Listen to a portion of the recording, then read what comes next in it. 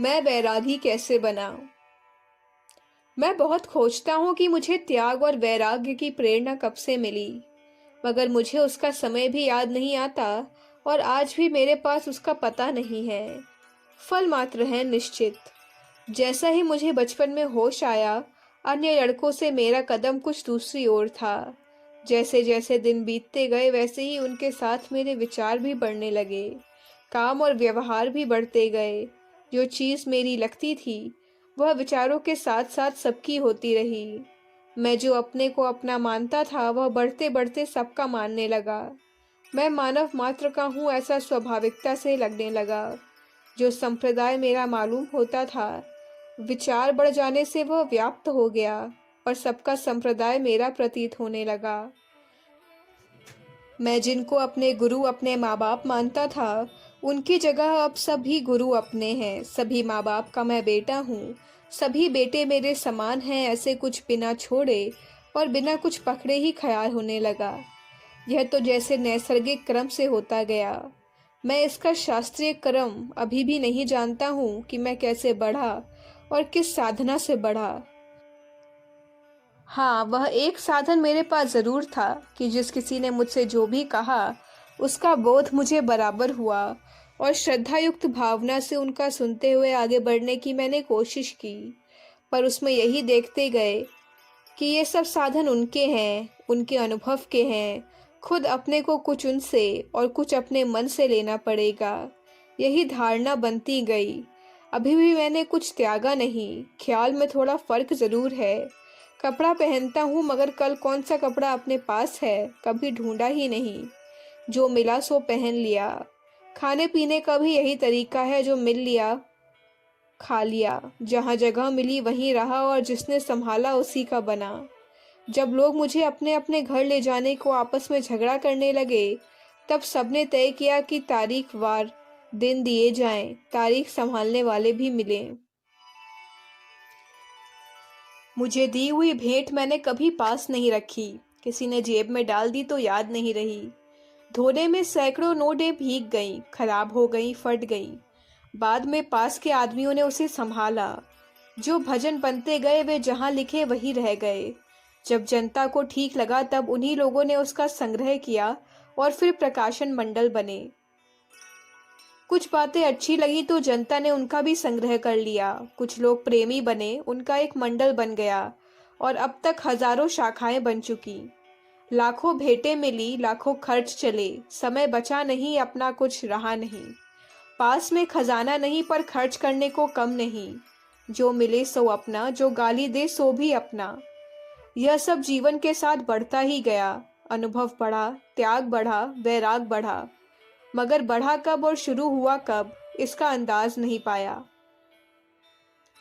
मैं तो यही मानता हूँ कि किसी को कुछ भी त्यागना नहीं है, सिर्फ उसकी मालकियत को व्यक्ति से हटाकर सर्वव्यापी करना है। त्याग वैराग के लिए कुछ करना नहीं है, बल्कि सबकी मालकियत को समझना है। ईश्वर से मिलना नहीं है, बल्कि अपने में उसका अनुभव करना है। मुक्ति प्राप्त करना नहीं, बल्कि अपनी मुक्त आत्मा का ज्ञान भर कर लेना है। समझकर उसी में रहना है, क्योंकि आत्मा का यही रूप है। अनुसंधान में सब कुछ पा जाता है। हाँ, कुछ स्मरण है कि जब मंदिर में ध्यान करने गया तब मंदिर में ही रममाण होने लगा और वहीं मुझे अपना घर महसूस होने लगा। जब पिता भोजन को ले जाते तब कहीं घर की याद, जब पिता ने छोड़ दिया तब जो ले जाता उसी का घर घर बन जाता। बेफिक्र था मन। एक दिन भजन की कुछ बहियां लिख कर रख दी और बाहर गया, तब किसी दूसरे ने उसे चुराने की चेष्टा की तो उनके अतराफ दो सांप उसको दिखे। तब वही मेरे पास कहने आया कि भाई क्षमा करो, मेरे दिल में चोरी करने की बुद्धि आई थी, मगर जब देखा कि बड़े बड़े दो सांप दरवाजे पर लटक रहे हैं तब पश्चाताप हुआ। यह सुनते ही और विश्वास दृढ़ हुआ कि अपना रक्षण करने वाला हमेशा मौजूद है। तब तो और भी बेफिक्र बना। एक मित्र ने कहा कि तुम निकम्मे हो, मुफ्त का खाते हो, तुमसे काम कुछ नहीं बनता। दिल को लगा यह ठीक नहीं है। सिलाई की मशीन का धंधा सीखा 3 माह में। एक मशीन उधार ली और उस पर काम करके 4 महीने में पैसा अदा किए। साथ ही उसी वक्त मशीन को बेच डाला और एक बड़ा सत्यनारायण किया। जितने भी पैसे मशीन के आए थे दान में उड़ाए, यानी भूखों को रोटी खिलाकर मुक्त हुआ। और उसी रात को भजन करके कहा, मैं निकम्मा नहीं हूँ, काम कर सकता हूँ, मगर मुझे उसकी ज़रूरत नहीं। खाऊंगा कम और काम करूंगा बहुत, जो मेरे और धर्म तथा देश के काम आ जाए।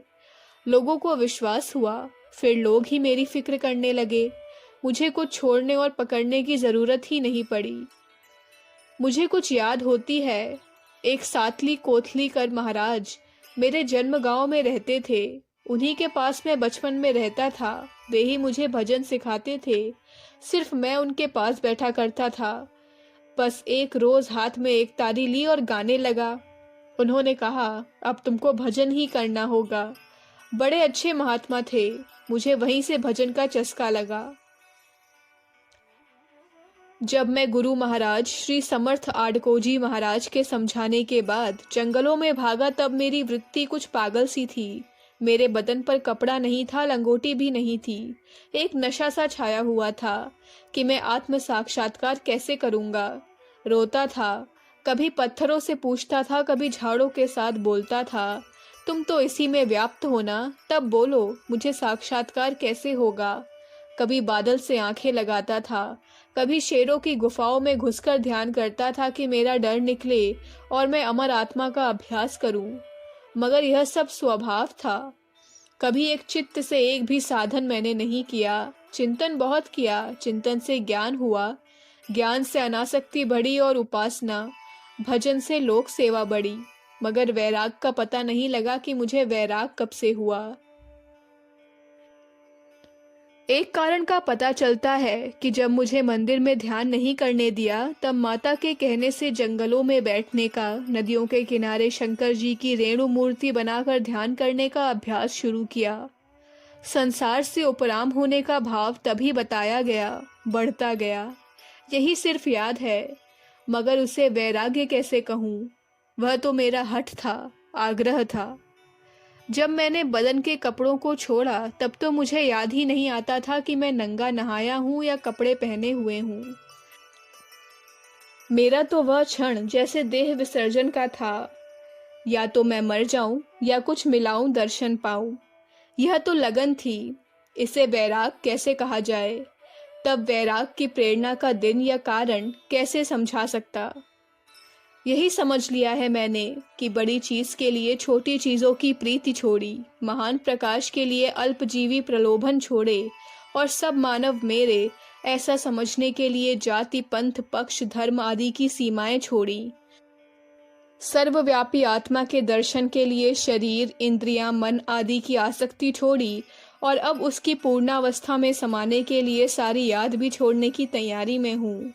मगर वह सेवा के मैदान में ही छूटेगी, कुर्बान हो जाएगी। अखंड ज्योति, अप्रैल 1959, पृष्ठ संख्या 14, 15, 16। हमारे YouTube चैनल विचार क्रांति दूत अखंड ज्योति पत्रिका को सब्सक्राइब करें एवं अगली वीडियोस प्राप्त करने के लिए बेल आइकन दबाएं। धन्यवाद।